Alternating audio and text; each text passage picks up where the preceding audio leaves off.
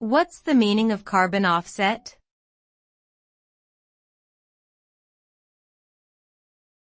Carbon offset.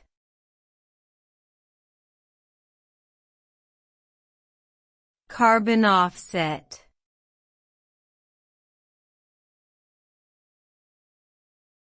Carbon offset.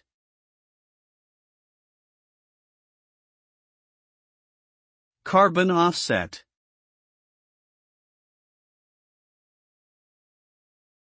Carbon offset refers to the act of compensating for one's carbon emissions by funding projects that reduce or remove carbon dioxide from the atmosphere. This is done by purchasing carbon credits, which support initiatives like reforestation, renewable energy development, and energy efficiency programs. The goal is to achieve a net zero carbon footprint. The result is a reduction in greenhouse gas emissions, which helps mitigate the impacts of climate change and supports sustainable development.